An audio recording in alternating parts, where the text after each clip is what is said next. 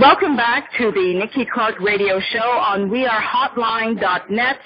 And on the line with us is an amazing man. He is the author of the 10 Pillars to Success and the founder of Coaching Kiosk. Please welcome Adam Reed to the show.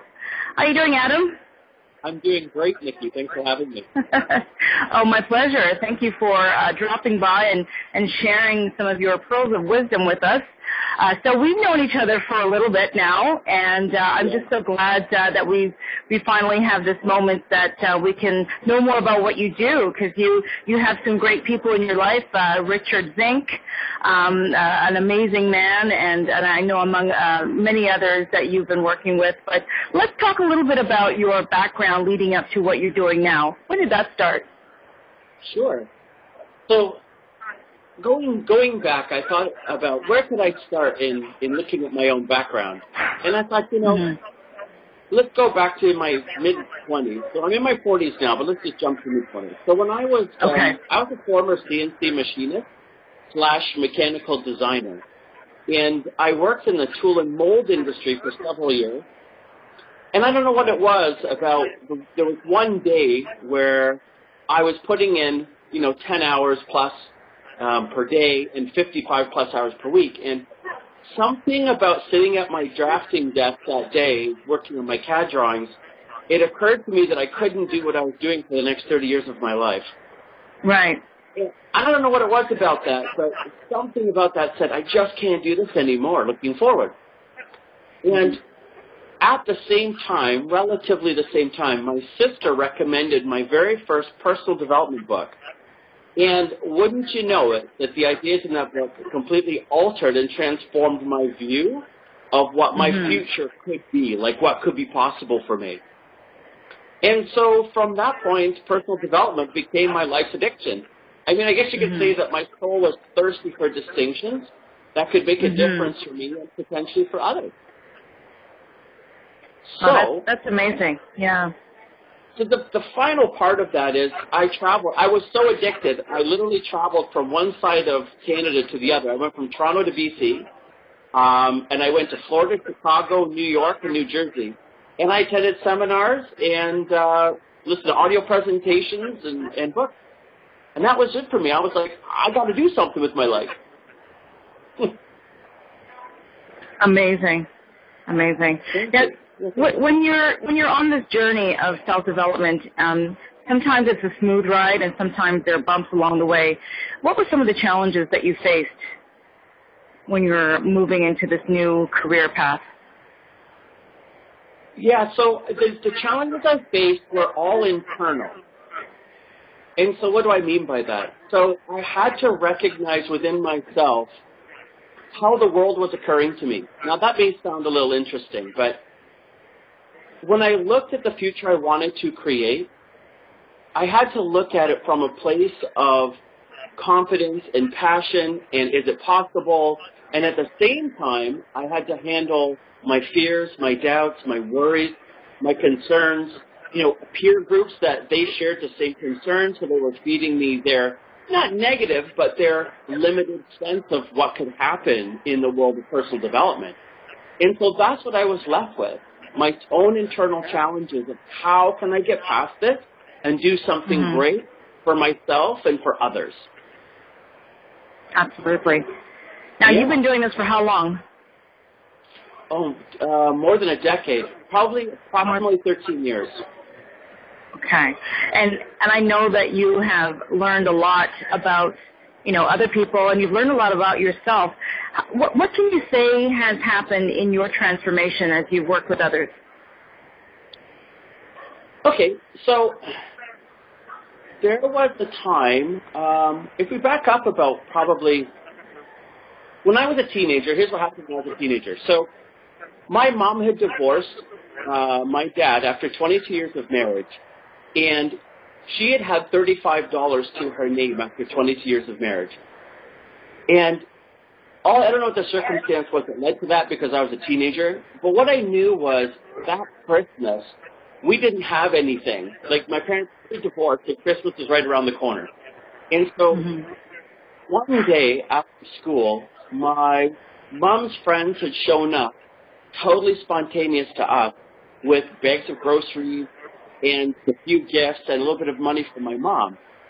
And I remember being impacted and like completely touched and moved that they had done this for us. And I decided in that moment that when the day came, I was going to reach out and help someone when that day came.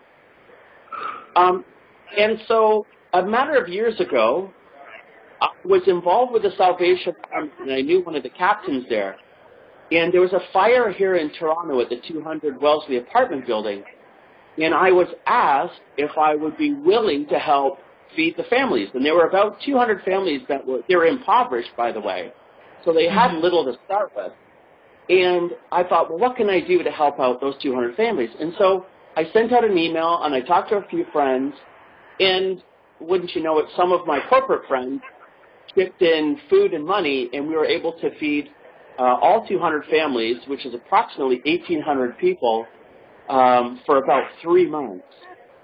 So they were able to have things to be supported. Yeah, and we got back.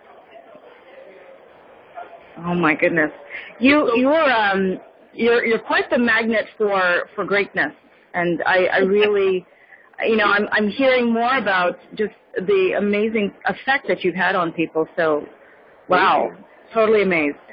That's fantastic. And when you give, you also receive, and I know that there are many gifts that have been, blessed you. You've got a great family.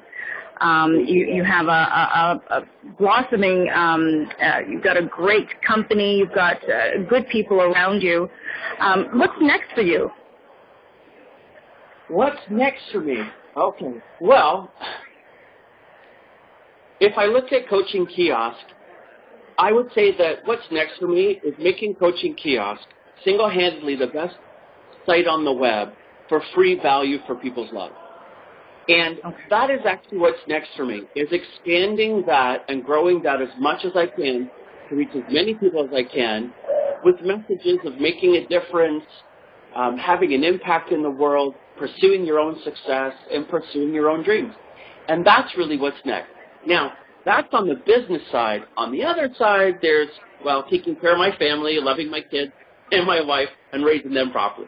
But that's really my life's focus now, is helping people succeed where they're currently limited with free value from coachingkiosk.com. Beautiful. Let's talk very quickly about the ebook that you wrote, The 10 Pillars to Success. Sure. Could you tell us a little bit about how you conceived the idea and maybe talk about the top 3 that mean a lot to you in the book? Sure, absolutely. So I had noticed that there were patterns in people's success. Now, I've dealt with people that have, one of the gentlemen built a business from $0 to $30 million in 2 years. Now, that's a lot of money, but here's the interesting about that.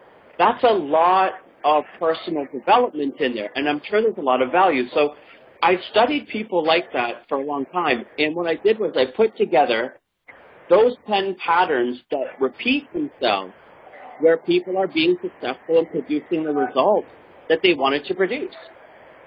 And so the 3 that stick out the most for me, number 1 is relationships. Anybody who is truly successful, anyone who is truly successful knows how to have a great relationship and now I could get into, I'm about to give a seminar, so I'll stop. Okay. But that's where, but that's where they start, is in relationship and with themselves first. So they resolve within themselves the things they need to resolve so they can create a great relationship with others. That's the first. The second would be what people call integrity or consistency. So it's the gap between words and actions. So if I say I'm going to do something, I do it. And that would be number 2. So you could consider, like that, integrity or consistency. And the third one is responsibility. Now, sometimes when people hear responsibility, what they hear is blame, what they hear is shame, what they hear is fault. Sometimes they feel guilty when they hear responsibility. But we're not talking that kind of responsibility. What I'm talking about is the kind of responsibility where you take ownership for what's occurring and you transform it so it makes a difference for everyone involved. So you really cause in something happening. And so those are the three things that I studied and I noticed from people who are very successful. Now, there's 7 other amazing pillars. And there's a bonus in the book, too, and it's called the 50 Best Practices. And those 50 best practices are taken from people who, again, have made it successful with influencing many people and growing their own businesses and lives at the same time. Mm-hmm. Wow. You know, and those are the 3 top values for me. I would insert, if I may, reliability.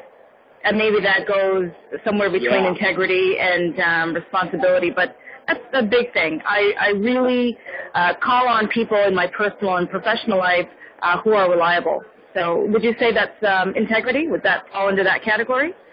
Not only would I say that's integrity, but I'm wondering if you have secretly gotten into a seminar of mine. Yeah, because you're right. That's exactly it. Yes, reliability is a result of someone's integrity being consistent. They can trust you, they're reliable, and you can be accountable. It all goes together.